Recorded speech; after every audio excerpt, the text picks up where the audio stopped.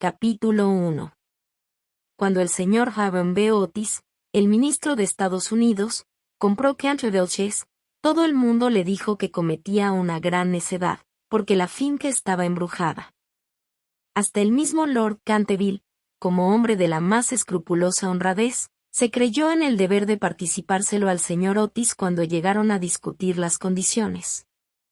Nosotros mismos, dijo Lord Canterville, nos hemos resistido en absoluto a vivir en ese sitio desde la época en que mi tía abuela, la duquesa de Bolton, tuvo un desmayo, del que nunca se repuso por completo, motivado por el espanto que experimentó al sentir que dos manos de esqueleto se posaban sobre sus hombros, estando vistiéndose para cenar.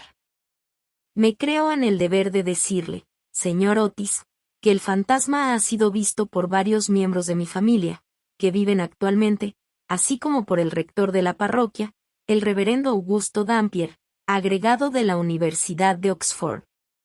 Después del trágico accidente ocurrido a la duquesa, ninguna de las doncellas quiso quedarse en casa, y Lady Canterville no pudo ya conciliar el sueño, a causa de los ruidos misteriosos que llegaban del corredor y de la biblioteca. Señor, respondió el ministro, adquiriré el inmueble y el fantasma, bajo inventario. Llego de un país moderno, en el que podemos tener todo cuanto el dinero es capaz de proporcionar, y esos mozos nuestros, jóvenes y avispados, que recorren de parte a parte el viejo continente, que se llevan los mejores actores de ustedes, y sus mejores primadanes, estoy seguro de que si queda todavía un verdadero fantasma en Europa vendrán a buscarlo enseguida para colocarlo en uno de nuestros museos públicos o para pasearlo por los caminos como un fenómeno. El fantasma existe, me lo temo, dijo Lord Canterville, sonriendo, aunque quizás se resiste a las ofertas de los intrépidos empresarios de ustedes. Hace más de 3 siglos que se le conoce. Data, con precisión, de 1574, y no deja de mostrarse nunca cuando está a punto de ocurrir alguna defunción en la familia. Bah. Los médicos de cabecera hacen lo mismo, Lord Canterville. Amigo mío, un fantasma no puede existir, y no creo que las leyes de la naturaleza admitan excepciones en favor de la aristocracia inglesa. Realmente son ustedes muy naturales en América, y dijo Lord Canterville, que no acababa de comprender la última observación del señor Otis. Ahora bien, si le gusta a usted tener un fantasma en casa, mejor que mejor. Acuérdese únicamente de que yo lo previne. Algunas semanas después se cerró el trato, y a fines de estación el ministro y su familia emprendieron el viaje a Canterville. La señora Otis, que con el nombre de Miss Lucrecia R. Tappen, de la calle West, 52, había sido una ilustre beldad de Nueva York, era todavía una mujer guapísima, de edad regular, con unos ojos hermosos y un perfil soberbio.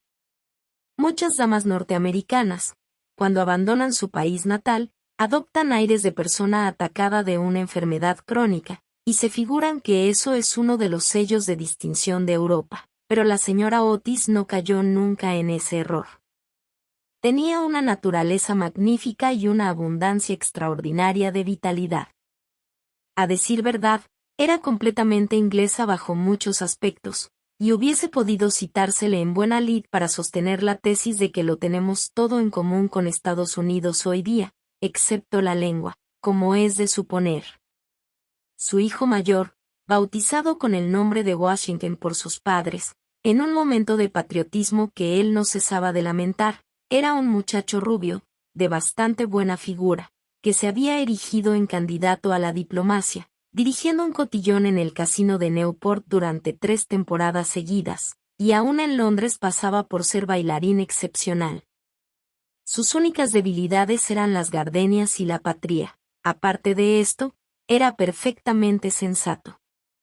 La señorita Virginia E. Otis era una muchachita de 15 años, esbelta y graciosa como un cervatillo, con un bonito aire de despreocupación en sus grandes ojos azules. Era una amazona maravillosa, y sobre su caballito derrotó una vez en carreras al viejo Lord Bilton, dando 2 veces la vuelta al parque, ganándole por caballo y medio, precisamente frente a la estatua de Aquiles, lo cual provocó un entusiasmo tan delirante en el joven duque de Cheshire, que le propuso acto continuo el matrimonio, y sus tutores tuvieron que expedirlo aquella misma noche a Elton, bañado en lágrimas. Después de Virginia venían dos gemelos, conocidos de ordinario con el nombre de Estrellas y Bandas, porque se les encontraba siempre ostentándolas. Eran unos niños encantadores, y, con el ministro, los únicos verdaderos republicanos de la familia. Como que Entre Belches está a 7 millas de Ascot, la estación más próxima, el señor Otis telegrafió que fueran a buscarlo en coche descubierto, y emprendieron la marcha en medio de la mayor alegría.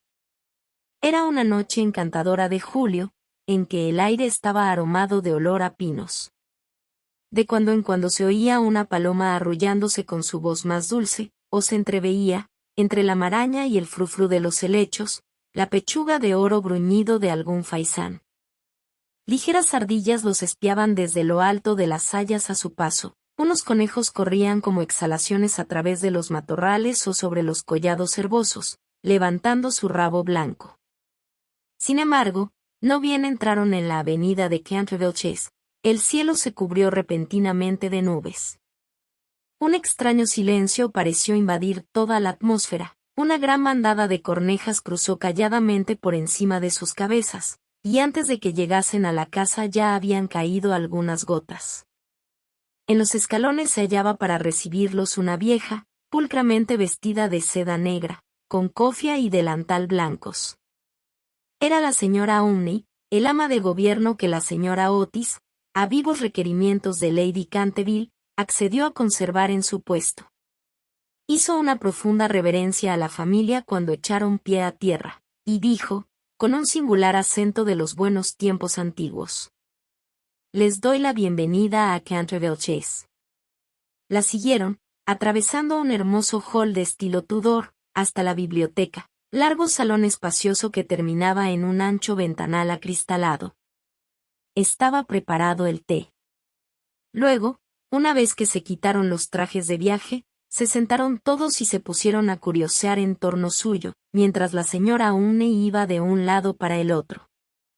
De pronto, la mirada de la señora Otis cayó sobre una mancha de un rojo oscuro que había sobre el pavimento, precisamente al lado de la chimenea y, sin darse cuenta de sus palabras, dijo a la señora Umney: «Veo que han vertido algo en ese sitio».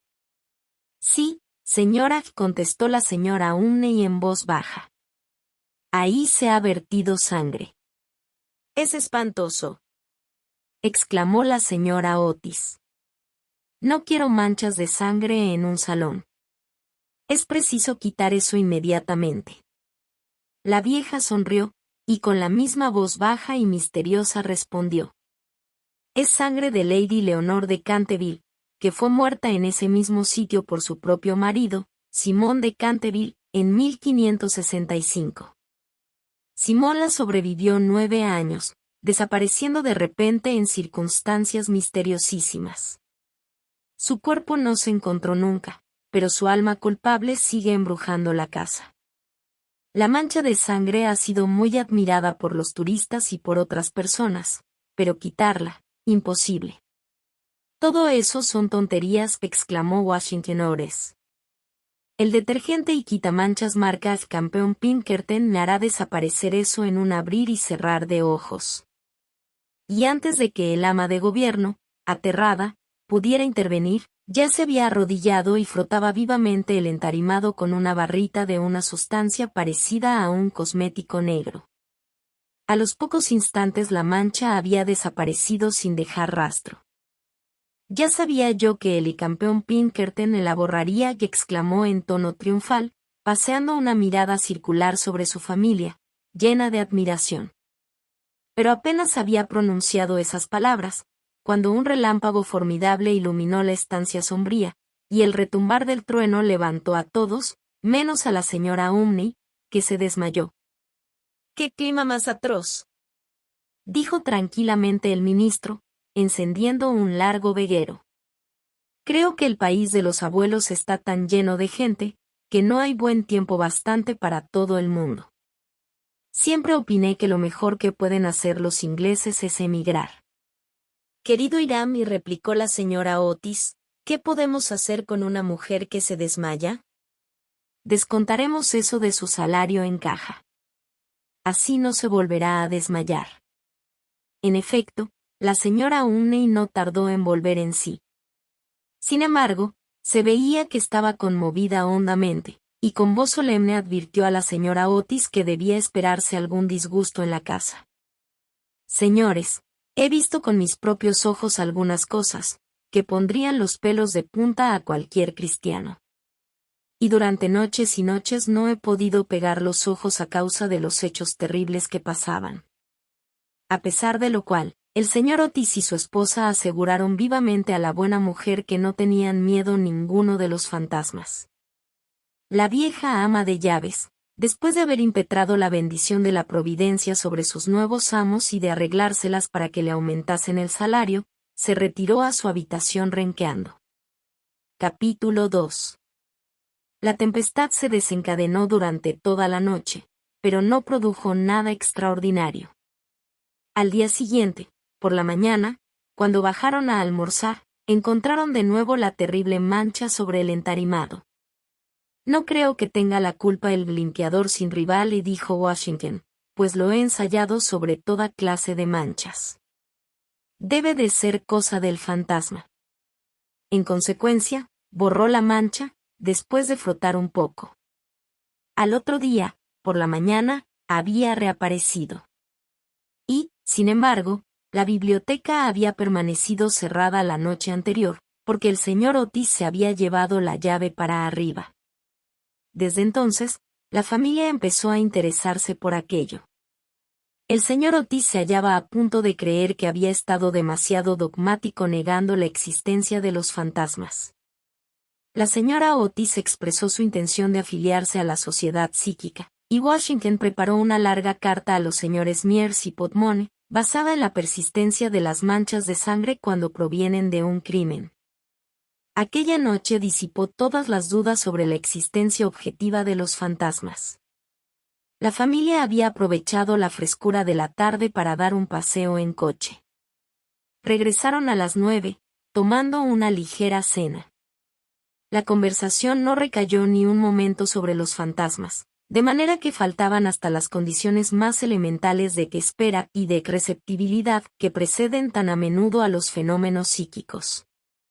Los asuntos que discutieron, por lo que luego he sabido por la señora Otis, fueron simplemente los habituales en la conversación de los norteamericanos cultos que pertenecen a las clases elevadas, como, por ejemplo, la inmensa superioridad de Miss Janie Davenport sobre Sarah Bernhardt, como actriz, la dificultad para encontrar maíz verde, galletas de trigo sarraceno, aún en las mejores casas inglesas, la importancia de Boston en el desenvolvimiento del alma universal, las ventajas del sistema, que consiste en anotar los equipajes de los viajeros, y la dulzura del acento neoyorquino, comparado con el dejo de Londres. No se trató para nada de lo sobrenatural, no se hizo ni la menor alusión indirecta a Simón de Canterville. A las 11, la familia se retiró. A las 12:30 estaban apagadas todas las luces. Poco después, el señor Otis se despertó con un ruido singular en el corredor, fuera de su habitación. Parecía un ruido de hierros viejos, y se acercaba cada vez más. Se levantó en el acto, encendió la luz y miró la hora. Era la 1 en punto. El señor Otis estaba perfectamente tranquilo. Se tomó el pulso y no lo encontró nada alterado.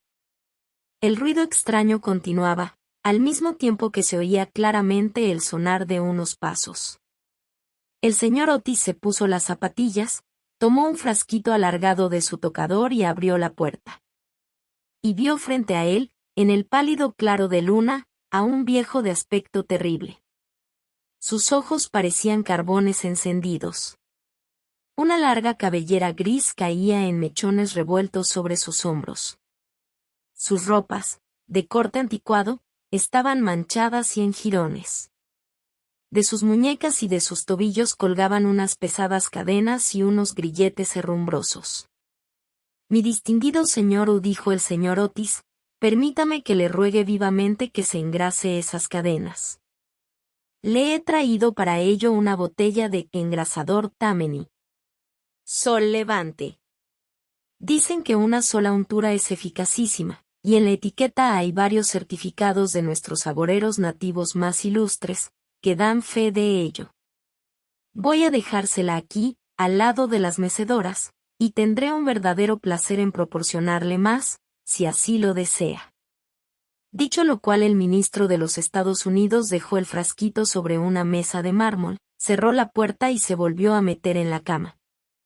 El fantasma de Canterville permaneció algunos minutos inmóvil de indignación. Después tiró, lleno de rabia, el frasquito contra el suelo encerado y huyó por el corredor, lanzando gruñidos cavernosos y despidiendo una extraña luz verde. Sin embargo, cuando llegaba a la gran escalera de roble, se abrió de repente una puerta.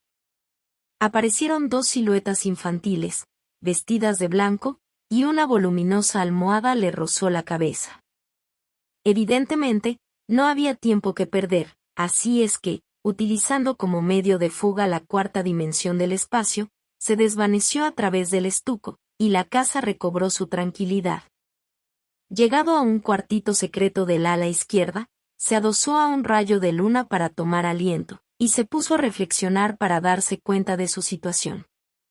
Jamás en toda su brillante carrera, que duraba ya 300 años seguidos, fue injuriado tan groseramente.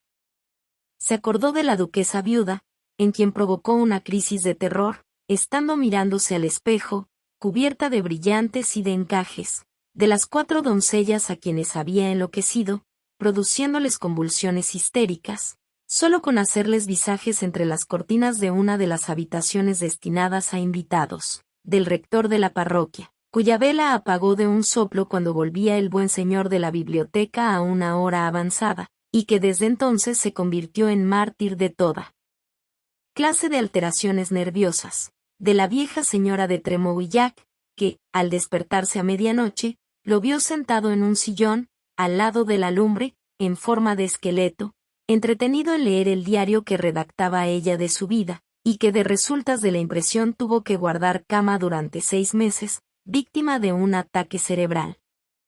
Una vez curada se reconcilió con la Iglesia y rompió toda clase de relaciones con el señalado escéptico Messier de Voltaire. Recordó igualmente la noche terrible en que el bribón de Lord Canterville fue hallado agonizante en su tocador, con una sota de espadas hundida en la garganta, viéndose obligado a confesar que por medio de aquella carta había timado la suma de 10.000 libras a Carlos Foss, en casa de Grogford. Y juraba que aquella carta se la hizo tragar el fantasma. Todas sus grandes hazañas le volvían a la mente. Vio desfilar al mayordomo que se levantó la tapa de los sesos por haber visto una mano verde tamborilear sobre los cristales, y la bella Lady Steffield, condenada a llevar alrededor del cuello un collar de terciopelo negro para tapar la señal de 5 dedos, impresos como un hierro candente sobre su blanca piel, y que terminó por ahogarse en el vivero que había al extremo de la Avenida Real. Y, lleno del entusiasmo ególatra del verdadero artista, pasó revista a sus creaciones más célebres.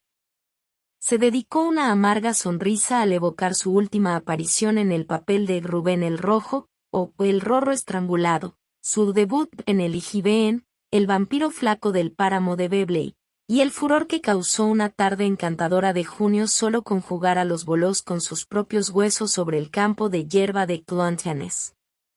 ¿Y todo para qué? Para que unos miserables norteamericanos le ofreciesen el engrasador marca Sol Levante y le tirasen almohadas a la cabeza. Era realmente intolerable. Además, la historia nos enseña que jamás fue tratado ningún fantasma de aquella manera. Llegó a la conclusión de que era preciso tomarse la revancha, y permaneció hasta el amanecer en actitud de profunda meditación. Capítulo 3. Cuando a la mañana siguiente el almuerzo reunió a la familia Otis, se discutió extensamente acerca del fantasma. El ministro de los Estados Unidos estaba, como era natural, un poco ofendido viendo que su ofrecimiento no había sido aceptado. No quisiera en modo alguno injuriar personalmente al fantasma y dijo, y reconozco que, dada la larga duración de su estancia en la casa, no era nada cortés tirarle una almohada a la cabeza. Siento tener que decir que esta observación tan justa provocó una explosión de risa en los gemelos. Pero, por otro lado, y prosiguió el señor Otis, si se empeña, sin más ni más, en no hacer uso del engrasador marca Sol Levante, nos veremos precisados a quitarle las cadenas. No habría manera de dormir con todo ese ruido a la puerta de las alcobas. Pero, sin embargo, en el resto de la semana no fueron molestados. Lo único que les llamó la atención fue la reaparición continua de la mancha de sangre sobre el parquet de la biblioteca. Era realmente muy extraño, tanto más cuanto que el señor Otis cerraba la puerta con llave por la noche, igual que las ventanas. Los cambios de color que sufría la mancha, comparables a los de un camaleón, produjeron asimismo frecuentes comentarios en la familia. Una mañana era de un rojo oscuro, casi violáceo, otras veces era vermellón, luego, de un púrpura espléndido, y un día, cuando bajaron a rezar, según los ritos sencillos de la libre Iglesia Episcopal Reformada de Norteamérica, la encontraron de un hermoso verde esmeralda. Como era natural, estos cambios caleidoscópicos divirtieron grandemente a la reunión y se hacían apuestas todas las noches con entera tranquilidad. La única persona que no tomó parte en la broma fue la joven Virginia. Por razones ignoradas, sentíase siempre impresionada ante la mancha de sangre, y estuvo a punto de llorar la mañana que apareció verde esmeralda. El fantasma hizo su segunda aparición el domingo por la noche. Al poco tiempo de estar todos ellos acostados, les alarmó un enorme estrépito que se oyó en el salón. Bajaron apresuradamente, y se encontraron con que una armadura completa se había desprendido de su soporte y caído sobre las losas. Cerca de allí, sentado en un sillón de alto respaldo, el fantasma de Canterville se restregaba las rodillas, con una expresión de agudo dolor sobre su rostro. Los gemelos, que se habían provisto de sus ondas, le lanzaron inmediatamente 2 balines, con esa seguridad de puntería que solo se adquiere a fuerza de largos y pacientes ejercicios sobre el profesor de caligrafía. Mientras tanto, el ministro de los Estados Unidos mantenía al fantasma bajo la amenaza de su revólver, y, conforme a la etiqueta californiana, lo instaba a levantar los brazos. El fantasma se alzó bruscamente, lanzando un grito de furor salvaje, y se disipó en medio de ellos, como una niebla, apagando de paso la vela de Washington Ores y dejándolos a todos en la mayor oscuridad. Cuando llegó a lo alto de la escalera, una vez dueño de sí, se decidió a lanzar su célebre repique de carcajadas satánicas, que en más de una ocasión le habían sido muy útiles. Contaba la gente que aquello hizo encanecer en una sola noche el peluquín de Lord Baker, y que 3 sucesivas amas de gobierno renunciaron antes de terminar el primer mes en su cargo. Por consiguiente, lanzó su carcajada más horrible, despertando paulatinamente los ecos en las antiguas bóvedas. Pero, apagados estos, se abrió una puerta y apareció, vestida de azul claro, la señora Otis. Me temo, dijo la dama, en que esté usted indispuesto, y aquí le traigo un frasco de la tintura del doctor Double. Si se trata de una indigestión, esto le sentará bien. El fantasma la miró con ojos llameantes de furor y se creyó en el deber de metamorfosearse en un gran perro negro. Era un truco que le había dado una reputación merecidísima, y al cual atribuía la idiotez incurable del tío de Lord Canterville, el honorable Tomás Horton. Pero un ruido de pasos que se acercaban le hizo vacilar en su cruel determinación, y se contentó con volverse un poco fosforescente. Enseguida se desvaneció, después de lanzar un gemido sepulcral, porque los gemelos iban a darle alcance. Una vez en su habitación se sintió destrozado, presa de la agitación más violenta. La ordinariez de los gemelos, el grosero materialismo de la señora Otis, todo aquello resultaba realmente vejatorio, pero lo que más lo humillaba era no tener ya fuerzas para llevar una armadura. Contaba con hacer impresión aún en esos norteamericanos modernos, con hacerles estremecer a la vista de un espectro acorazado, ya que no por motivos razonables, al menos por deferencia hacia su poeta nacional Longfellow, cuyas poesías, delicadas y atrayentes, le habían ayudado con frecuencia a matar el tiempo, mientras los Canterville estaban en Londres. Además, era su propia armadura. La llevó con éxito en el torneo de Kenilworth, siendo felicitado calurosamente por la reina virgen en persona. Pero cuando quiso ponérsela quedó aplastado por completo con el peso de la enorme coraza y del yelmo de acero. Y se desplomó pesadamente sobre las losas de piedra, despellejándose las rodillas y contusionándose la muñeca derecha. Durante varios días estuvo malísimo y no pudo salir de su morada más que lo necesario para mantener en buen estado la mancha de sangre. No obstante lo cual, a fuerza de cuidados acabó por restablecerse y decidió hacer una tercera tentativa para aterrorizar al ministro de los Estados Unidos y a su familia. Eligió para su reaparición en escena el viernes 17 de agosto, consagrando gran parte del día a pasar revista a sus trajes. Su elección recayó al fin en un sombrero de ala levantada por un lado y caída del otro, con una pluma roja, en un sudario deshilachado por las mangas y el cuello y, por último, en un puñal mohoso. Al atardecer estalló una gran tormenta. El viento era tan fuerte que sacudía y cerraba violentamente las puertas y ventanas de la vetusta casa. Realmente aquel era el tiempo que le convenía. He aquí lo que pensaba hacer. Iría sigilosamente a la habitación de Washington Otis, le musitaría unas frases ininteligibles, quedándose al pie de la cama, y le hundiría 3 veces seguidas el puñal en la garganta, a los sones de una música apagada. Odiaba sobre todo a Washington, porque sabía perfectamente que era él quien acostumbraba quitar la famosa mancha de sangre de Canterville, empleando el limpiador incomparable de Pinkerton. Después de reducir al temerario, al despreocupado joven, entraría en la habitación que ocupaba el ministro de los Estados Unidos y su mujer.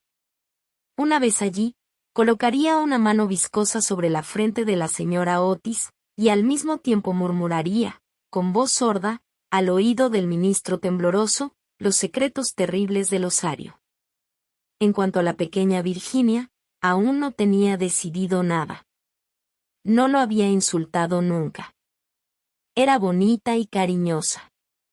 Unos cuantos gruñidos sordos, que saliesen del armario, le parecían más que suficientes, y si no bastaban para despertarla, llegaría hasta tirarla de la puntita de la nariz con sus dedos rígidos por la parálisis. A los gemelos estaba resuelto a darles una lección. Lo primero que haría sería sentarse sobre sus pechos, con el objeto de producirles la sensación de pesadilla. Luego, aprovechando que sus camas estaban muy juntas, se alzaría en el espacio libre entre ellas, con el aspecto de un cadáver verde y frío como el hielo, hasta que se quedaran paralizados de terror. Enseguida, tirando bruscamente su sudario, daría la vuelta al dormitorio en 4 patas, como un esqueleto blanqueado por el tiempo, moviendo los ojos de sus órbitas, en su creación de Daniel el Mudo, o el esqueleto del suicida, papel en el cual hizo un gran efecto en varias ocasiones. Creía estar tan bien en este como en su otro papel de Martín el Demente o el Misterio Enmascarado. A las 10:30 oyó subir a la familia a acostarse. Durante algunos instantes lo inquietaron las tumultuosas carcajadas de los gemelos, que se divertían evidentemente, con su loca alegría de colegiales, antes de meterse en la cama.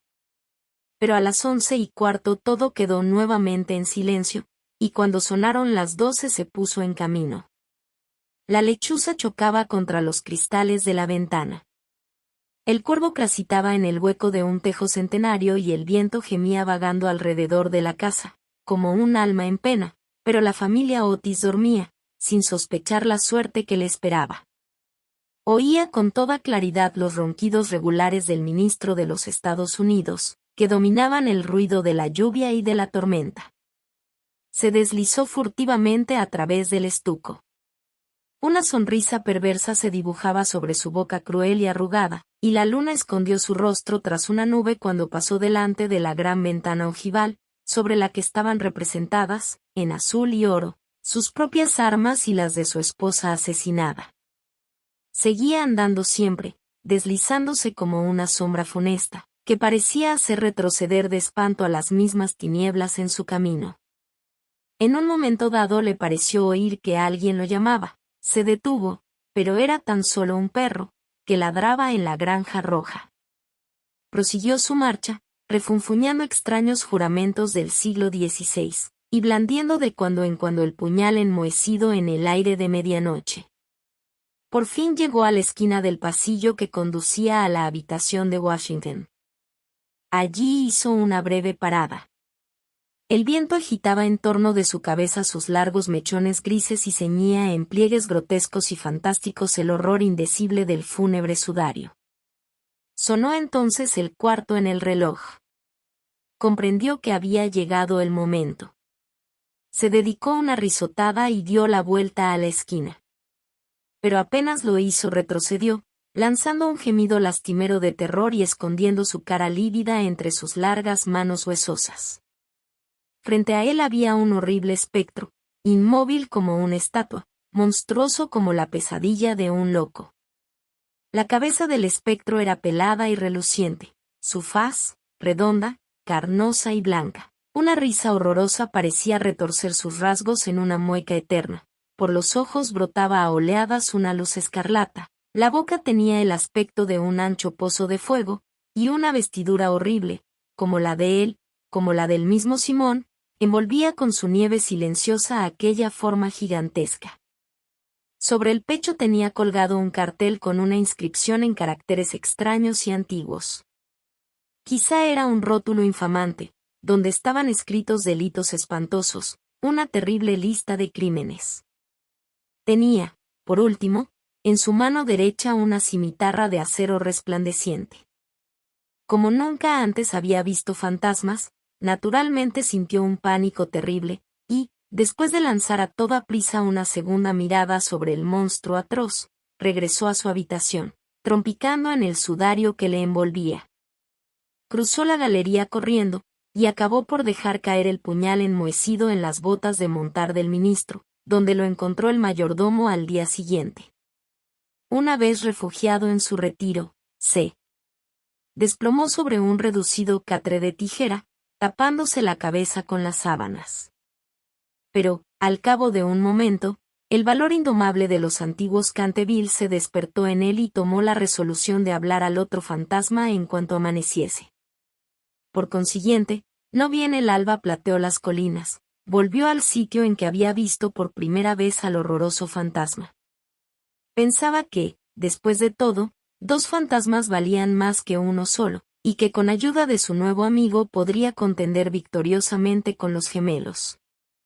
Pero cuando llegó al sitio se halló en presencia de un espectáculo terrible. Le sucedía algo indudablemente al espectro, porque la luz había desaparecido por completo de sus órbitas. La cimitarra centelleante se había caído de su mano y estaba recostado sobre la pared en una actitud forzada e incómoda. Simón se precipitó hacia adelante y lo cogió en sus brazos, pero cuál no sería su terror viendo despegarse la cabeza y rodar por el suelo, mientras el cuerpo tomaba la posición supina, y notó que abrazaba una cortina blanca de lienzo grueso y que yacían a sus pies una escoba, un machete de cocina y una calabaza vacía. Sin poder comprender aquella curiosa transformación, cogió con mano febril el cartel, leyendo a la claridad grisácea de la mañana estas palabras terribles. He aquí al fantasma Otis. El único espíritu auténtico y verdadero. Desconfíen de las imitaciones. Todos los demás son falsificaciones. Y la entera verdad se le apareció como un relámpago. Había sido burlado, chasqueado, engañado. La expresión característica de los Canterville reapareció en sus ojos, apretó las mandíbulas desdentadas y, levantando por encima de su cabeza sus manos amarillas, juró, según el ritual pintoresco de la antigua escuela, que cuando el gallo tocara por 2 veces el cuerno de su alegre llamada se consumarían sangrientas hazañas, y el crimen, de callado paso, saldría de su retiro. No había terminado de formular este juramento terrible, cuando de una alquería lejana, de tejado de ladrillo rojo, salió el canto de un gallo. Lanzó una larga risotada, lenta y amarga, y esperó. Esperó una hora, y después otra, pero por alguna razón misteriosa no volvió a cantar el gallo. Por fin, a eso de las 7:30, la llegada de las criadas lo obligó a abandonar su terrible guardia y regresó a su morada, con altivo paso, pensando en su juramento vano y en su vano proyecto fracasado. Una vez allí consultó varios libros de caballería, cuya lectura le interesaba extraordinariamente, y pudo comprobar que el gallo cantó siempre 2 veces en cuantas ocasiones se recurrió a aquel juramento. «Que el diablo se lleve a ese animal volátil», murmuró. En otro tiempo hubiese caído sobre él con mi buena lanza, atravesándole el cuello y obligándolo a cantar otra vez para mí, aunque reventara. Y dicho esto se retiró a su confortable caja de plomo, y allí permaneció hasta la noche. Capítulo 4. Al día siguiente el fantasma se sintió muy débil y cansado. Las terribles emociones de las 4 últimas semanas empezaban a producir su efecto. Tenía el sistema nervioso completamente alterado, y temblaba al más ligero ruido. No salió de su habitación en 5 días, y concluyó por hacer una concesión en lo relativo a la mancha de sangre del parquet de la biblioteca. Puesto que la familia Otis no quería verla, era indudable que no la merecía. Aquella gente estaba colocada a ojos vistas en un plano inferior de vida material y era incapaz de apreciar el valor simbólico de los fenómenos sensibles. La cuestión de las apariciones de fantasmas y el desenvolvimiento de los cuerpos astrales era realmente para ellos cosa desconocida e indiscutiblemente fuera de su alcance. Pero, por lo menos, constituía para él un deber ineludible mostrarse en el corredor una vez a la semana y farfullar por la gran ventana ojival el primero y el tercer miércoles de cada mes. No veía ningún medio digno de sustraerse a aquella obligación. Verdad es que su vida fue muy criminal, pero, quitado eso, era hombre muy concienzudo en todo cuanto se relacionaba con lo sobrenatural. Así, pues, los 3 sábados siguientes atravesó, como de costumbre, el corredor entre 12 de la noche y 3 de la madrugada, tomando todas las precauciones posibles para no ser visto ni oído. Se quitaba las botas, pisaba lo más ligeramente que podía sobre las viejas maderas carcomidas, se envolvía en una gran capa de terciopelo negro, y no dejaba de usar el engrasador o sol levante para sus cadenas. Me veo precisado a reconocer que solo después de muchas vacilaciones se decidió a adoptar este último medio de protección. Pero, al fin, una noche, mientras cenaba la familia, se deslizó en el dormitorio de la señora Otis y se llevó el frasquito. Al principio se sintió un poco humillado, pero después fue suficientemente razonable para comprender que aquel invento merecía grandes elogios y cooperaba, en cierto modo, a la realización de sus proyectos. A pesar de todo, no se vio libre de problemas. No dejaban nunca de tenderle cuerdas de lado a lado del corredor para hacerlo tropezar en la oscuridad, y una vez que se había disfrazado para el papel de Cusack el negro o el cazador del bosque de Huxley, cayó cuán largo era al poner el pie sobre una pista de maderas enjabonadas que habían colocado los gemelos desde el umbral del salón de tapices hasta la parte alta de la escalera de roble. Esta última afrenta le dio tal rabia, que decidió hacer un esfuerzo para imponer su dignidad y consolidar su posición social, y formó el proyecto de visitar a la noche siguiente a los insolentes chicos de Eton, en su célebre papel de Ruperto el Temerario o el Conde sin Cabeza. No se había mostrado con aquel disfraz desde hacía 60 años, es decir, desde que causó con el tal pavor a la bella Lady Barbara Mowdish, que ésta retiró su consentimiento al abuelo de actual Lord Canterville y se fugó a Gretna Green con el arrogante Jack Castletown, jurando que por nada del mundo consentiría en emparentar con una familia que toleraba los paseos de un fantasma tan horrible por la terraza, al atardecer. El pobre Jack fue al poco tiempo muerto en duelo por Lord Canterville en la pradera de Wandsworth, y Lady Barbara murió de pena en Tunbridge Wells antes de terminar el año. Así es que fue un gran éxito por todos conceptos. Sin embargo, era, permitiéndome emplear un término de argot teatral para aplicarlo a uno de los mayores misterios del mundo sobrenatural, o en lenguaje más científico, del mundo superior a la naturaleza. Era, repito, una creación de las más difíciles, y necesitó sus 3 buenas horas para terminar los preparativos. Por fin, todo estuvo listo, y él contentísimo de su disfraz. Las grandes botas de montar, que hacían juego con el traje, eran, eso sí, un poco holgadas para él, y no pudo encontrar más que una de las 2 pistolas del arzón, pero, en general, quedó satisfechísimo, y a la 1:15 pasó a través del estuco y bajó a corredor. Cuando estuvo cerca de la habitación ocupada por los gemelos, a la que llamaré el dormitorio azul, por el color de sus cortinajes, se encontró con la puerta entreabierta.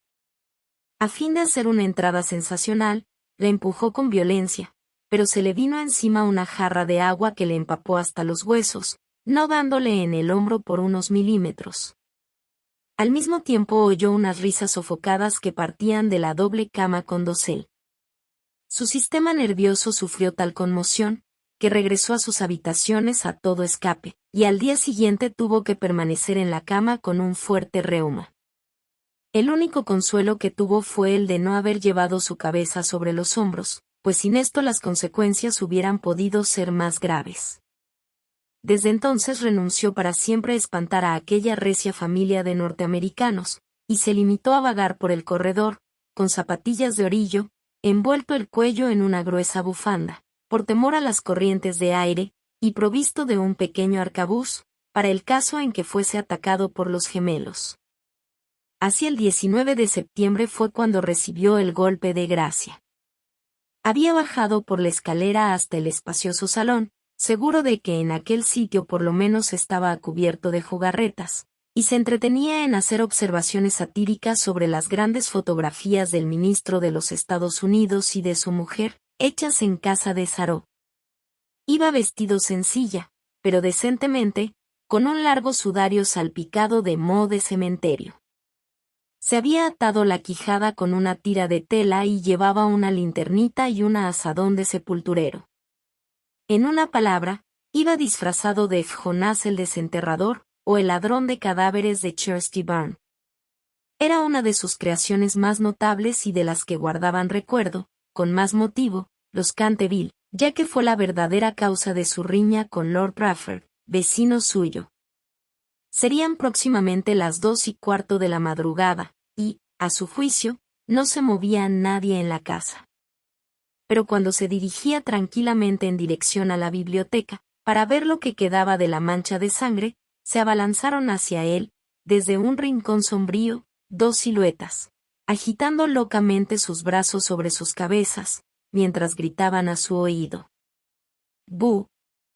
Lleno de pánico, cosa muy natural en aquellas circunstancias, se precipitó hacia la escalera, pero entonces se encontró frente a Washington Ores, que lo esperaba armado con la regadera del jardín, de tal modo que, cercado por sus enemigos, casi acorralado, tuvo que evaporarse en la gran estufa de hierro colado, que, afortunadamente para él, no estaba encendida, y abrirse paso hasta sus habitaciones por entre tubos y chimeneas, llegando a su refugio en el tremendo estado en que lo pusieron la agitación, el hollín y la desesperación. Desde aquella noche no volvió a vérsele nunca de expedición nocturna. Los gemelos se quedaron muchas veces en acecho para sorprenderlo, sembrando de cáscara de nuez los corredores todas las noches, con gran molestia de sus padres y criados. Pero fue inútil. Su amor propio estaba profundamente herido, sin duda, y no quería mostrarse. En vista de ello, el señor Otis se puso a trabajar en su gran obra. Sobre la historia del Partido Demócrata, obra que había empezado 3 años antes. La señora Otis organizó una extraordinaria horneada de almejas, de la que se habló en toda la comarca. Los niños se dedicaron a jugar a la barra, al écarté, al póker y a otras diversiones nacionales de Estados Unidos. Virginia dio paseos a caballo por las carreteras, en compañía del duquesito de Cheshire, que se hallaba en Canterville pasando su última semana de vacaciones. Todo el mundo se figuraba que el fantasma había desaparecido, hasta el punto de que el señor Otis escribió una carta a Lord Canterville para comunicárselo, y recibió en contestación otra carta en la que éste le testimoniaba el placer que le producía la noticia y enviaba sus más sinceras felicitaciones a la digna esposa del ministro. Pero los Otis se equivocaban. El fantasma seguía en la casa, y, aunque se hallaba muy delicado, no estaba dispuesto a retirarse, sobre todo después de saber que figuraba entre los invitados el duquesito de Cheshire, cuyo tío, Lord Francis Stilton, apostó una vez con el coronel Carberry a que jugaría a los dados con el fantasma de Canterville. A la mañana siguiente encontraron a Lord Stilton tendido sobre el suelo del salón de juego en un estado de parálisis tal que, a pesar de la edad avanzada que alcanzó, no pudo ya nunca pronunciar más palabras que estas. 6. Esta historia era muy conocida en un tiempo, aunque, en atención a los sentimientos de dos familias nobles, se hiciera todo lo posible por ocultarla, y existe un relato detallado de todo lo referente a ella en el tomo tercero de las memorias de Lord Taro sobre el príncipe regente y sus amigos. Desde entonces, el fantasma deseaba vivamente probar que no había perdido su influencia sobre los Stilton, con los que además estaba emparentado por matrimonio, pues una prima suya se casó en segundas nupcias con el señor Bulkeley, del que descienden en línea directa, como todo el mundo sabe, los duques de Cheshire. Por consiguiente, hizo sus preparativos para mostrarse al pequeño enamorado de Virginia en su famoso papel de fraile vampiro, o el benedictino desangrado. Era un espectáculo espantoso, que cuando la vieja Lady Starbury se lo vio representar, es decir en víspera del año nuevo de 1764, empezó a lanzar chillidos agudos, que tuvieron por resultado un fuerte ataque de apoplejía y su fallecimiento al cabo de 3 días, no sin que desheredara antes a los Canterville y legase todo su dinero a su farmacéutico en Londres. Pero, a última hora, el terror que le inspiraban los gemelos lo retuvo en su habitación, y el duquesito durmió tranquilo en el gran lecho con dosel coronado de plumas del dormitorio real, soñando con Virginia. Capítulo 5. Virginia y su adorador de cabello rizado dieron, unos días después, un paseo a caballo por los prados de Brackley, paseo en el que ella desgarró su vestido de amazona al saltar un seto, de tal manera que, de vuelta a su casa, entró por la escalera de atrás para que no la viesen. Al pasar corriendo por delante de la puerta del salón de tapices, que estaba abierta de par en par, le pareció ver a alguien dentro. Pensó que sería la doncella de su madre, que iba con frecuencia a trabajar a esa habitación. Asomó la cabeza para encargarle que le cosiese el vestido. Pero, con gran sorpresa suya, quien allí estaba era el fantasma de Canterville en persona. Se había acomodado ante la ventana, contemplando el oro llameante de los árboles amarillentos que revoloteaban por el aire, las hojas enrojecidas que bailaban locamente a lo largo de la gran avenida. Tenía la cabeza apoyada en una mano, y toda su actitud revelaba el desaliento más profundo. Realmente presentaba un aspecto tan abrumado, tan abatido, que la pequeña Virginia, en vez de ceder a su primer impulso, que fue echar a correr a encerrarse en su cuarto, se sintió llena de compasión y tomó el partido de ir a consolarlo. Tenía la muchacha un paso tan ligero y él una melancolía tan honda, que no se dio cuenta de su presencia hasta que le habló. «Lo he sentido mucho por usted», dijo, «pero mis hermanos regresan mañana a Eton, y entonces, si se porta usted bien, nadie lo atormentará». «Es inconcebible pedirme que me porte bien», le respondió, contemplando estupefacto a la jovencita que tenía la audacia de dirigirle la palabra. «Perfectamente inconcebible. Es necesario que yo sacuda mis cadenas, que gruña por los agujeros de las cerraduras y que corretee de noche». ¿Eso es lo que usted llama portarse mal? No tengo otra razón de ser. Eso no es una razón de ser. En sus tiempos fue usted muy malo, ¿sabe? La señora Umney nos dijo el día que llegamos que usted mató a su esposa. Sí, lo reconozco, respondió incautamente el fantasma. Pero era un asunto de familia y nadie tenía que meterse. Está muy mal matar a nadie, dijo Virginia, que a veces adoptaba un bonito gesto de gravedad puritana, heredado quizás de algún antepasado venido de Nueva Inglaterra. Oh, no puedo sufrir la severidad barata de la moral abstracta. Mi mujer era feísima. No almidonaba nunca lo bastante mis puños y no sabía nada de cocina. Mire usted, un día había yo cazado un soberbio ciervo en los bosques de Huxley, un hermoso macho de 2 años. Pues no puede usted figurarse cómo me lo sirvió. Pero, en fin, dejemos eso. Es asunto liquidado, y no encuentro nada bien que sus hermanos me dejasen morir de hambre, aunque yo la matase. Que lo dejaran morir de hambre. Oh señor fantasma. Don Simón, quiero decir, ¿es que tiene usted hambre? Hay un sándwich en mi costurero. ¿Le gustaría? No, gracias. Ahora ya no como, pero, de todos modos, lo encuentro amabilísimo por su parte. Es usted bastante más atenta que el resto de su horrible, arisca, ordinaria y ladrona familia. Basta, exclamó Virginia, dando con el pie en el suelo. El arisco, el horrible y el ordinario lo es usted. En cuanto a lo de ladrón, bien sabe usted que me ha robado mis colores de la caja de pinturas para restaurar esa ridícula mancha de sangre en la biblioteca. Empezó usted por coger todos mis rojos, incluso el bermellón, imposibilitándome para pintar puestas de sol. Después agarró usted el verde esmeralda y el amarillo cromo. Y, finalmente, solo me queda el añil y el blanco. Así es que ahora no puedo hacer más que claros de luna, que da grima ver, e incomodísimos, además, de colorear. Y no le he acusado, aún estando fastidiada y a pesar de que todas esas cosas son completamente ridículas. ¿Se ha visto alguna vez sangre color verde esmeralda? Vamos a ver, dijo el fantasma, con cierta dulzura, ¿y qué iba yo a hacer? Es dificilísimo en los tiempos actuales agenciarse sangre de verdad, y ya que su hermano empezó con su quitamanchas incomparable, no veo por qué no iba yo a emplear los colores de usted para resistir. En cuanto al tono, es cuestión de gusto. Así, por ejemplo, los Canterville tienen sangre azul, la sangre más azul que existe en Inglaterra. Aunque ya sé que ustedes los norteamericanos no hacen el menor caso de esas cosas.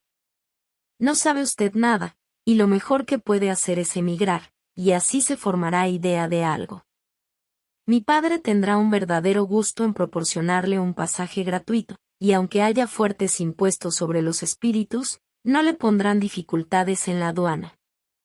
Y una vez en Nueva York, puede usted contar con un gran éxito.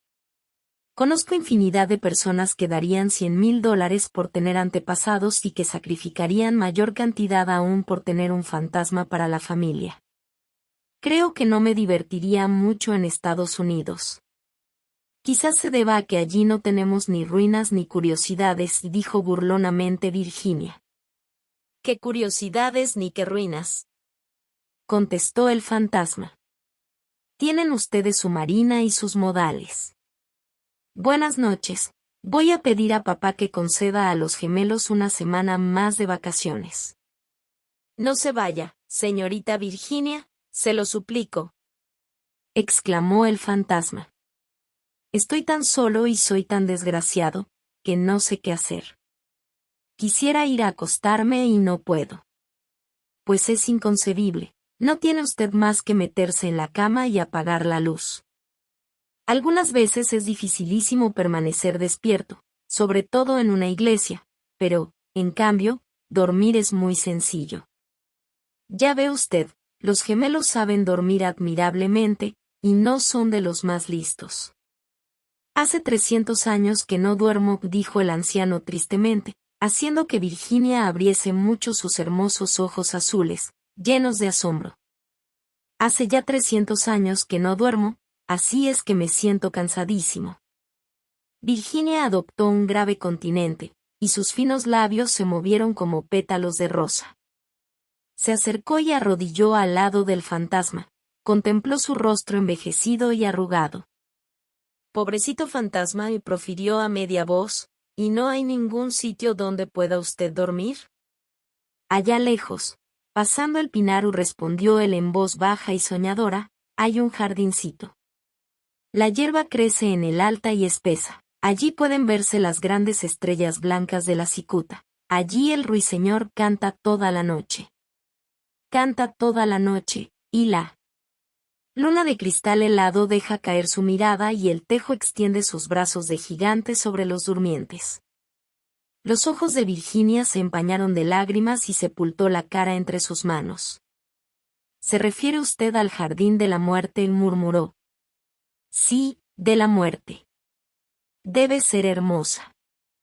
Descansar en la blanda tierra oscura, mientras las hierbas se balancean encima de nuestra cabeza, y escuchar el silencio. No tener ni ayer ni mañana. Olvidarse del tiempo y de la vida, morar en paz. Usted puede ayudarme, usted puede abrirme de par en par las puertas de la muerte, porque el amor la acompaña a usted siempre, y el amor es más fuerte que la muerte. Virginia tembló. Un estremecimiento helado recorrió todo su ser, y durante unos instantes hubo un gran silencio. Le parecía vivir un sueño terrible. Entonces el fantasma habló de nuevo con una voz que resonaba como los suspiros del viento. ¿Ha leído usted alguna vez la antigua profecía que hay sobre las vidrieras de la biblioteca? Oh, muchas veces, exclamó la muchacha levantando los ojos. La conozco muy bien. Está pintada con unas curiosas letras doradas y se lee con dificultad. No tiene más que estos 6 versos. Cuando una joven rubia logre hacer brotar una oración de los labios del pecador. Cuando el almendro estéril de fruto y una niña deje correr su llanto. Entonces, toda la casa recobrará la tranquilidad y volverá la paz a Canterville. Pero no sé lo que significan. Significan que tiene usted que llorar conmigo mis pecados, porque no tengo lágrimas, y que tiene usted que rezar conmigo por mi alma, porque no tengo fe, y entonces, si ha sido usted siempre dulce, buena y cariñosa, el ángel de la muerte se apoderará de mí. Verá usted seres terribles en las tinieblas y voces funestas murmurarán en sus oídos, pero no podrán hacerle ningún daño, porque contra la pureza de una niña no pueden nada las potencias infernales. Virginia no contestó, y el fantasma se retorcía las manos en la violencia de su desesperación, sin dejar de mirar la rubia cabeza inclinada. De pronto se irguió la joven, muy pálida, con un fulgor en los ojos. No tengo miedo, dijo con voz firme, y rogaré al ángel que se apiade de usted. Se levantó el fantasma de su asiento lanzando un débil grito de alegría, cogió la blonda cabeza entre sus manos, con una gentileza que recordaba los tiempos pasados, y la besó. Sus dedos estaban fríos como hielo y sus labios abrasaban como el fuego, pero Virginia no flaqueó. El fantasma la guió a través de la estancia sombría. Sobre un tapiz, de un verde apagado, estaban bordados unos pequeños cazadores. Soplaban en sus cuernos adornados de flecos y con sus lindas manos le hacían gestos de que retrocediese. Vuelve sobre tus pasos, Virginia. Vete, vete. Gritaban. Pero el fantasma le apretaba en aquel momento la mano con más fuerza, y ella cerró los ojos para no verlos. Horribles animales de colas de lagarto y de ojazos saltones parpadearon maliciosamente en las esquinas de la chimenea, mientras le decían en voz baja. Ten cuidado, Virginia, ten cuidado. Podríamos no volver a verte. Pero el fantasma apresuró el paso y Virginia no oyó nada. Cuando llegaron al extremo de la estancia el viejo se detuvo, murmurando unas palabras que ella no comprendió. Volvió Virginia a abrir los ojos y vio disiparse el muro lentamente, como una neblina, y abrirse ante ella una negra caverna. Un áspero y helado viento los azotó, sintiendo la muchacha que le tiraban del vestido.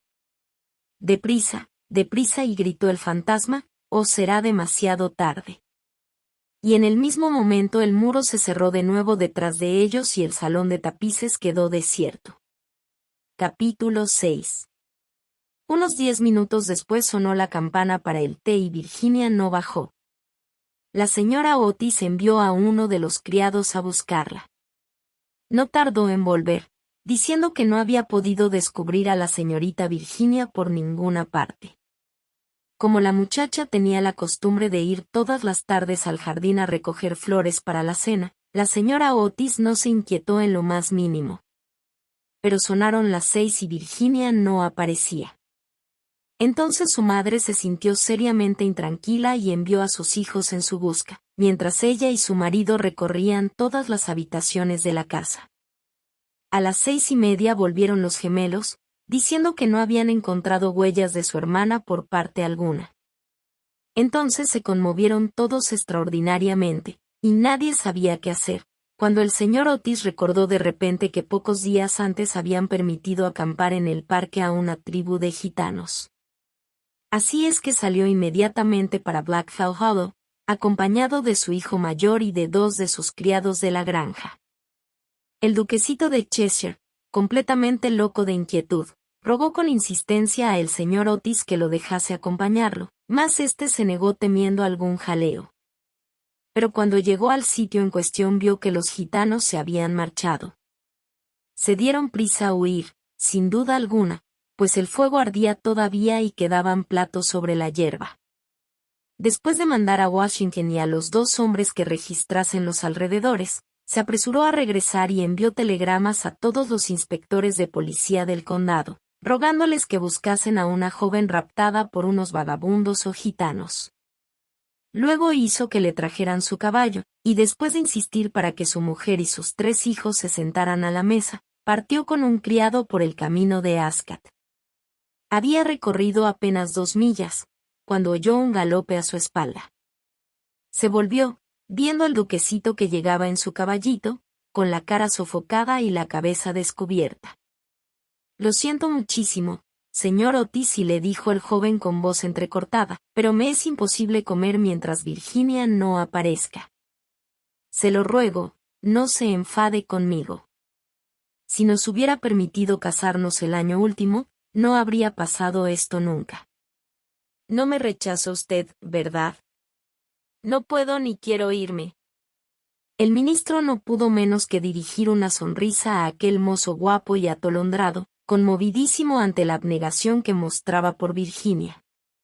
Inclinándose sobre su caballo, le acarició los hombros bondadosamente, y le dijo: «Pues bien, Cecil, ya que insiste usted en venir, no me queda más remedio que admitirle en mi compañía, pero, eso sí, tengo que comprarle un sombrero en Ascot». «Al diablo sombreros. Lo que quiero es Virginia», exclamó el duquesito, riendo. Y acto seguido galoparon hasta la estación.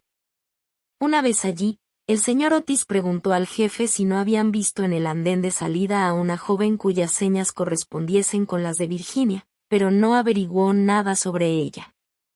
No obstante lo cual, el jefe de la estación expidió telegramas a las estaciones del trayecto, ascendentes y descendentes, y le prometió ejercer una vigilancia minuciosa. Enseguida, después de comprar un sombrero para el duquesito en una tienda de novedades que se disponía a cerrar, el señor Otis cabalgó hasta Bexley, pueblo situado 4 millas más allá, y que, según le dijeron, era muy frecuentado por los gitanos. Hicieron levantarse al guardia rural, pero no pudieron conseguir ningún dato de él. Así es que, después de atravesar la plaza, los 2 jinetes tomaron otra vez el camino de casa, llegando a Canterville a eso de las 11, rendidos de cansancio y con el corazón desgarrado por la inquietud. Se encontraron allí con Washington y los gemelos, esperándolos a la puerta con linternas, porque la avenida estaba muy oscura. No se había descubierto la menor señal de Virginia. Los gitanos fueron alcanzados en el prado de Brackley, pero no estaba la joven entre ellos. Explicaron la prisa de su marcha diciendo que habían equivocado el día en que debía celebrarse la feria de Chorlton y que el temor de llegar demasiado tarde los obligó a darse prisa. Además, Parecieron desconsolados por la desaparición de Virginia, pues estaban agradecidísimos al señor Otis por haberles permitido acampar en su parque. 4 de ellos se quedaron atrás para tomar parte en las pesquisas. Se hizo vaciar el estanque de las carpas. Registraron la finca en todos los sentidos, pero no consiguieron nada. Era evidente que Virginia estaba perdida, al menos por aquella noche, y fue con un aire de profundo abatimiento como entraron en casa el señor Otis y los jóvenes, seguidos del criado, que llevaba de las bridas al caballo y al caballito. En el salón se encontraron con el grupo de criados, llenos de terror. La pobre señora Otis estaba tumbada sobre un sofá de la biblioteca, casi loca de espanto y de ansiedad, y la vieja ama de gobierno le humedecía la frente con agua de colonia. Fue una comida tristísima. No se hablaba apenas, y hasta los mismos gemelos parecían despavoridos y consternados, pues querían mucho a su hermana. Cuando terminaron, el señor Otis, a pesar de los ruegos del duquesito, mandó que todo el mundo se acostase, ya que no podía hacer cosa alguna aquella noche. Al día siguiente telegrafiaría a Scotland Yard para que pusieran inmediatamente varios detectives a su disposición. Pero he aquí que en el preciso momento en que salían del comedor sonaron las 12 en reloj de la torre. Apenas acababan de extinguirse las vibraciones de la última campanada, cuando se oyó un crujido acompañado de un grito penetrante. Un trueno formidable bamboleó la casa, una melodía, que no tenía nada de terrenal, flotó en el aire. Un lienzo de la pared se despegó bruscamente en lo alto de la escalera, y sobre el rellano, muy pálida, casi blanca, apareció Virginia, llevando en la mano un cofrecito. Inmediatamente se precipitaron todos hacia ella. La señora Otis la estrechó apasionadamente contra su corazón. El duquesito casi la ahogó con la violencia de sus besos, y los gemelos ejecutaron una danza de guerra salvaje alrededor del grupo. «Ah, hija mía, ¿dónde te habías metido?», dijo el señor Otis, bastante enfadado, creyendo que les había querido dar una broma a todos ellos. «Cecil y yo hemos registrado toda la comarca en busca tuya, y tu madre ha estado a punto de morirse de espanto. No vuelvas a dar bromitas de ese género a nadie». «Menos al fantasma, menos al fantasma», gritaron los gemelos, continuando sus cabriolas. «Hija mía querida, gracias a Dios que te hemos encontrado, ya no nos volveremos a separar», murmuraba la señora Otis, besando a la muchacha, toda trémula, y acariciando sus cabellos de oro, que se desparramaban sobre sus hombros. «Papá», dijo dulcemente Virginia, «estaba con el fantasma. Ha muerto ya. Es preciso que vayan a verlo. Fue muy malo, pero se ha arrepentido sinceramente de todo lo que había hecho, y antes de morir me ha dado este cofrecito de hermosas joyas». Toda la familia la contempló muda y aterrada, pero ella tenía un aire muy solemne y muy serio.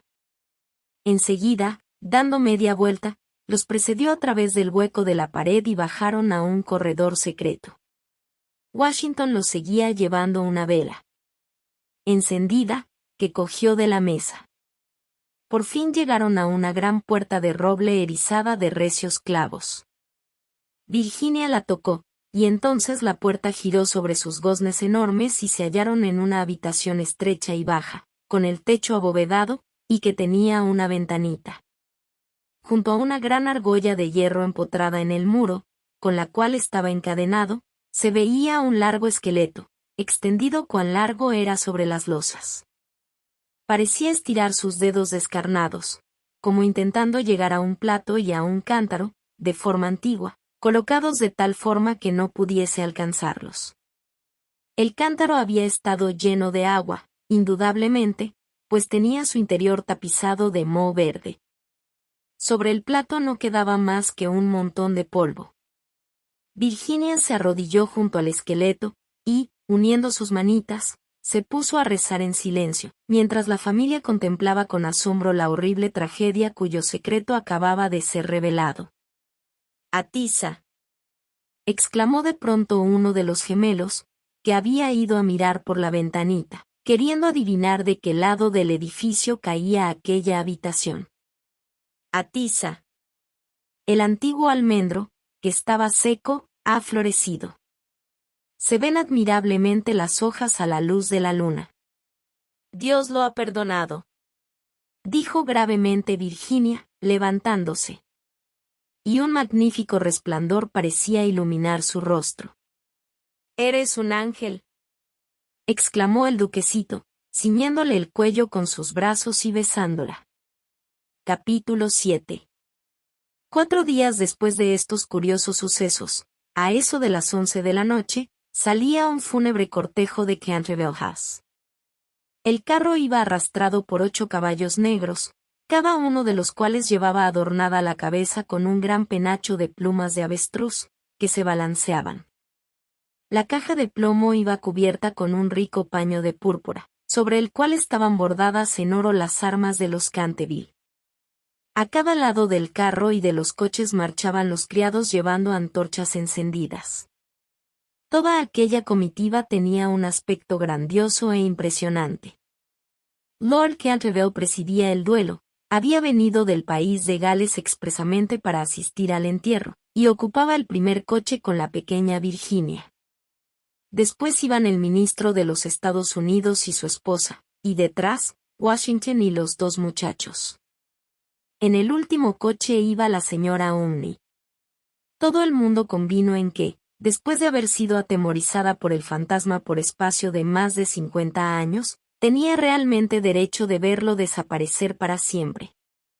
Cavaron una profunda fosa en un rincón del cementerio, precisamente bajo el tejo centenario, y dijo las últimas oraciones, del modo más patético, el reverendo Augusto Dampier. Luego, al bajar la caja a la fosa, Virginia se adelantó, colocando encima de ella una gran cruz hecha con flores de almendro, blancas y rojas. En aquel momento salió la luna de detrás de una nube e inundó el cementerio con sus silenciosas oleadas de plata, y de un bosquecillo cercano se elevó el canto de un ruiseñor.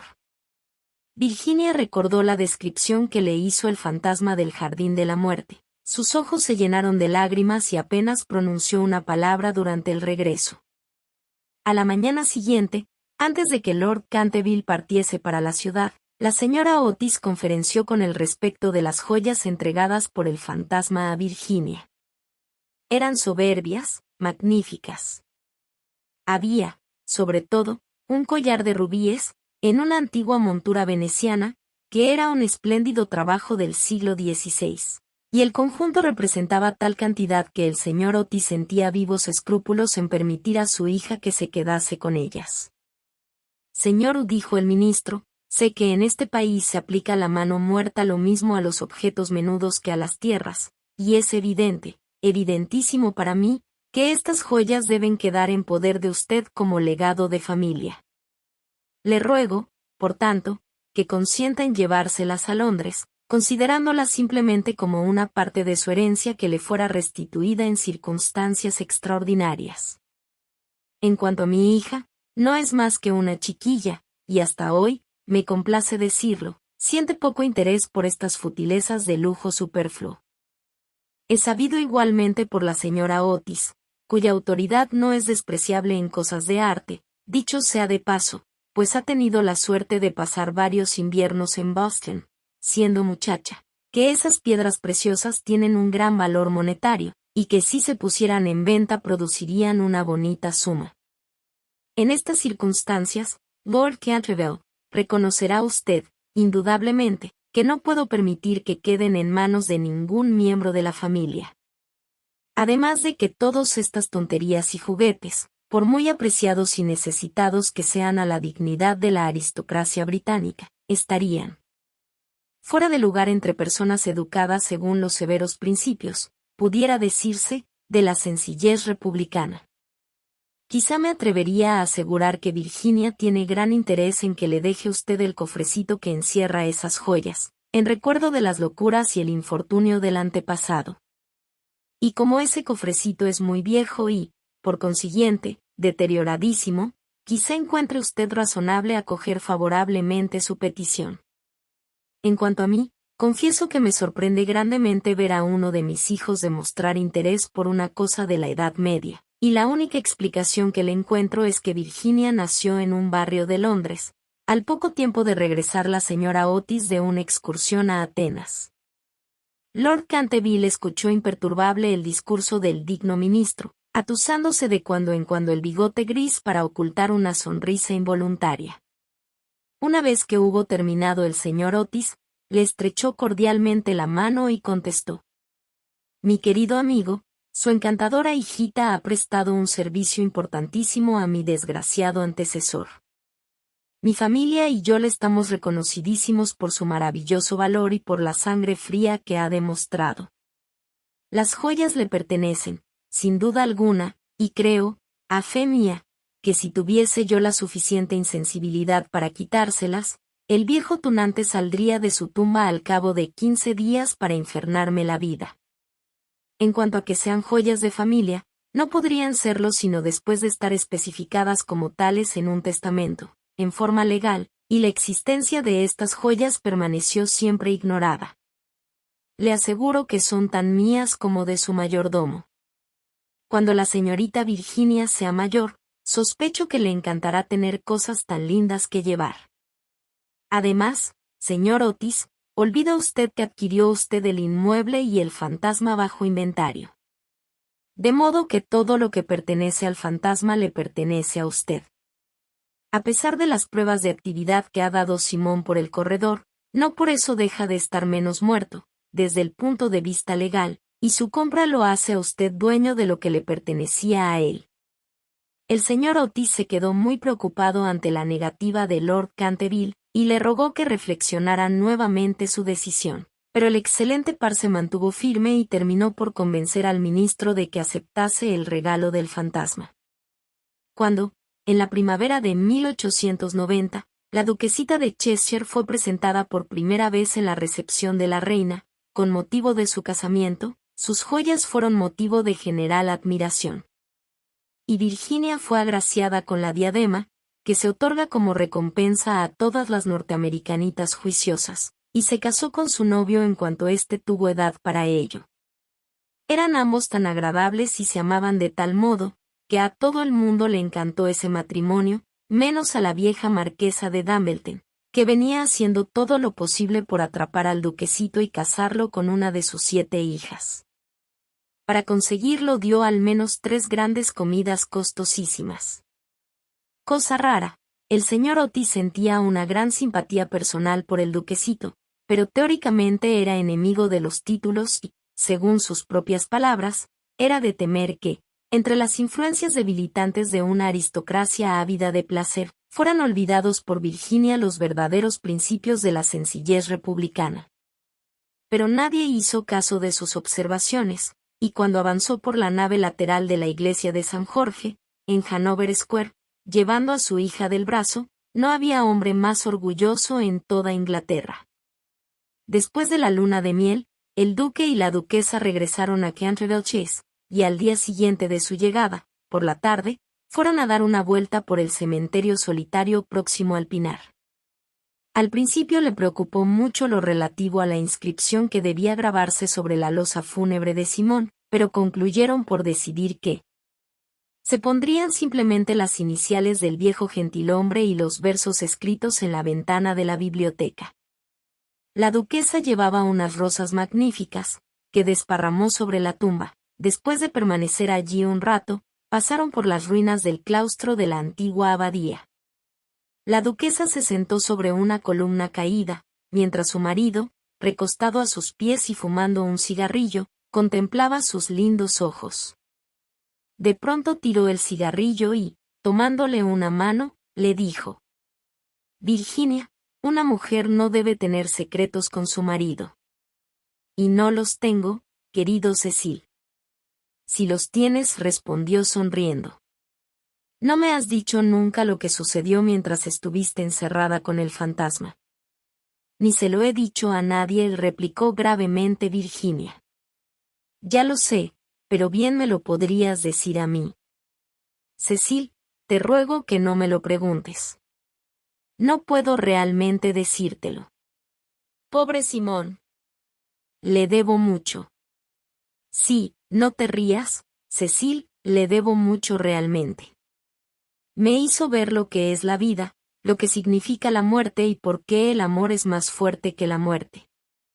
El duque se levantó para besar amorosamente a su mujer. Puedes guardar tu secreto mientras yo posea tu corazón, y dijo a media voz. Siempre fue tuyo. Y se lo dirás algún día a nuestros hijos, ¿verdad? Virginia se ruborizó.